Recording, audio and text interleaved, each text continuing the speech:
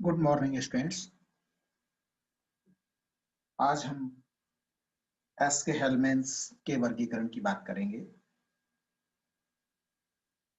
Helminths वर्ग में यह दूसरा फाइलम है जो कि पैरासाइटिक ग्रुप्स में शामिल होता है। Aste means round, helminths means worms. इन्हें सामान्यतया राउंड वर्म्स कहते हैं, गोल कृमि कहते हैं। एस्के हेलमेंट्स आर स्यूडोसिलोमेट्स। अगर हम इनके कैरेक्टरिस्टिक्स की बात करते हैं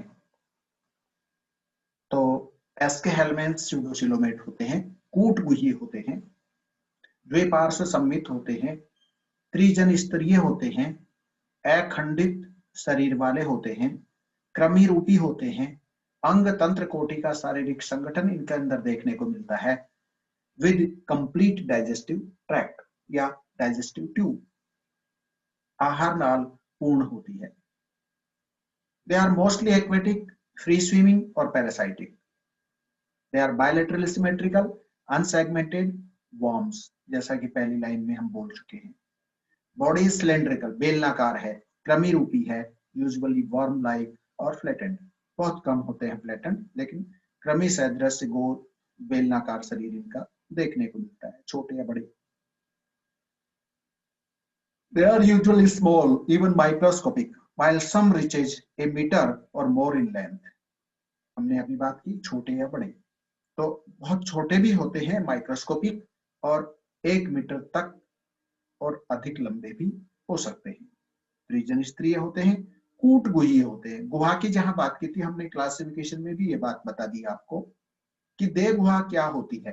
देह गुहा देह भित्ति तथा आहार नाल के मध्य का वह स्थान जो मेजोडर्म द्वारा आस्तरित रहता है उसे देह गुहा कहते हैं।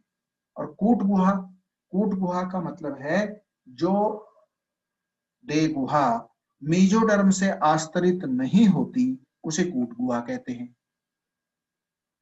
अभी हमने प्लेटीहेल्मिन्थीज में देखा था कि वहां पर अगुहीय जंतु थे, यहाँ पर कूटगुहीय जंतु है, मतलब सूडोसीलोम है। सीलोम तो है लेकिन झूठी है।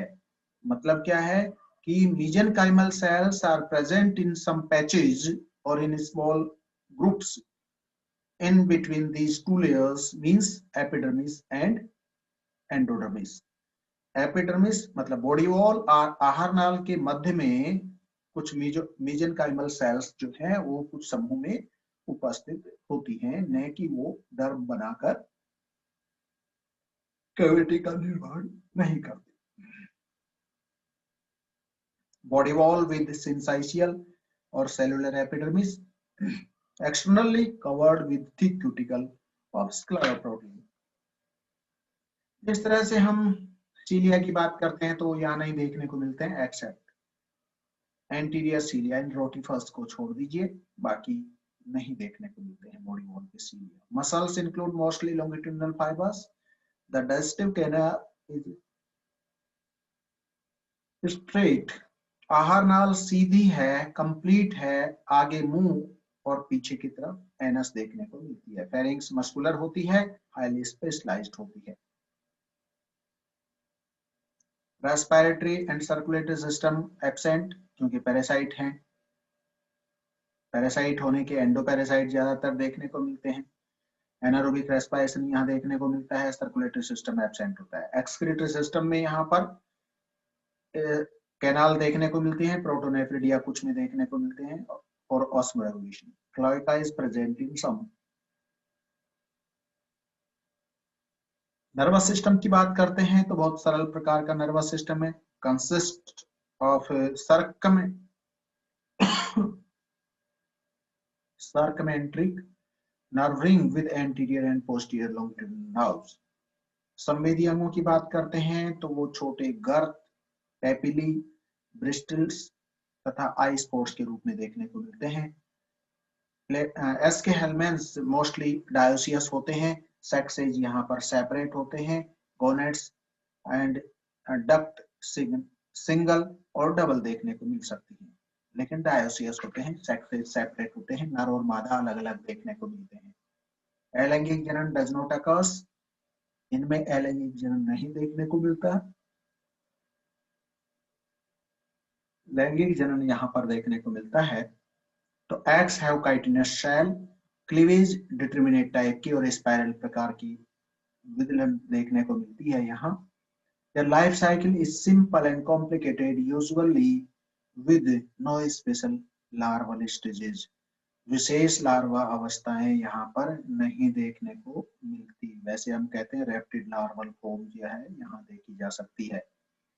This phylum includes a heterogeneous assemblage of different animals, hence it has been classified differently by different zoologists.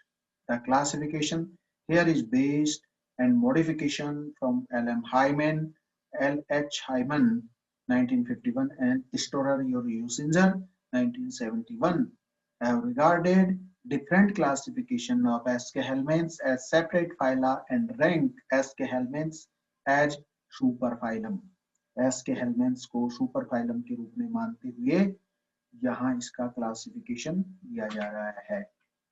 अब जो ये क्लासेज हैं इनको एज सच फाइलम भी मान लिया जाता है। जब हम सुपर फाइलम कहते हैं तो कई जगह इन्हें सब फाइलम कह देते हैं, कई जगह इनको फाइलम का दर्जा भी दिया जाता है। हमारे पास में ये महत्वपूर्ण क्लास है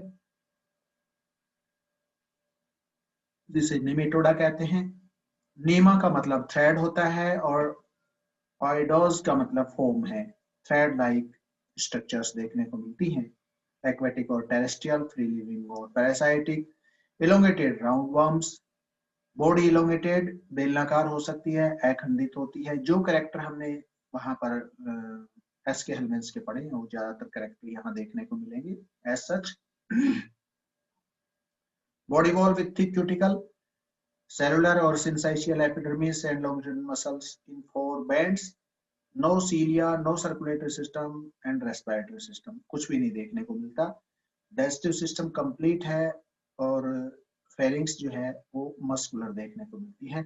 excretory system जो है वो glandular organs और canals और both देखने को मिल सकता है। तंत्रिका तंत्र के लिए हम कहते हैं कि सर्कम एंटेरिक रिंग जो है वो देखने को मिलती है, जो अग्र और पश्चिम तंत्रिकाओं से युक्त होती है। संवेदी अंग बहुत सरल प्रकार के होते हैं। अभी हम बात कर रहे थे पिट्स है, फेसमीट्स है, ब्रिस्टल्स हैं, वो सब पेपिली हैं, ये सब चीजें यहाँ देखने को मिल सकती है। Mail with pineal city, pineal spicules and smaller than female. यहाँ खास बात होती है कि मेल जो है छोटा होता है फीमेल की तुलना में, और मेल का पिछला सिरा जो है मुड़ा हुआ होता है, फीमेल जो है वो सीधा एंड सिरा होता है। गोनेट 1 और 2, male genital duct lead into cloaca, female genital duct with a separate opening. Fertilization यहाँ देखने को मिलेगा इंटरनल, और development is usually direct, no asexual reproduction और रीजनरेशन। पुनरुद्भवन भी नहीं देखने को मिलता, एसेक्सुअल रिप्रोडक्शन भी नहीं देखने को मिलता। एग्जांपल्स की बात करते हैं तो एस्केरिस यहाँ पर जाना पहचाना एग्जांपल है आपका, नेकेटर, वुचेरेरिया और ट्राइचिनेला, ये इनके उदाहरण हैं। और इस क्लास के अलावा कुछ माइनर फाइला जो है वो देखने को मिलते हैं, जिनमें निमेटोमोर्फा यहाँ देखने को मिलता है। रोटिफर्स है वो माइनर फाइला में शामिल करते हैं। गैस्ट्रोट्राइका ये भी माइनर फाइला में शामिल होता है। काइनोरिंका, ये उसके निमेटोडा के अलावा ये 4 जो हैं वो माइनर फाइला के रूप में जाने जाते हैं, जो हम यहाँ पर सामान्यतया माइनर फाइला नहीं पढ़ते हैं। निमेटोडा इसकी महत्वपूर्ण फाइलम भी कह देते हैं, क्लास कह रहे हैं इस जगह पर, तो उसका हम अध्ययन करते हैं। Thank you very much, thanks a lot. आप लोग इन्हें पढ़ते रहिएगा और साथ में ही किसी भी पुस्तक से आप इन्हें अध्ययन कीजिएगा। कोई प्रॉब्लम हो तो आप फिर से पूछ सकते हैं, पर पढ़ना जरूर।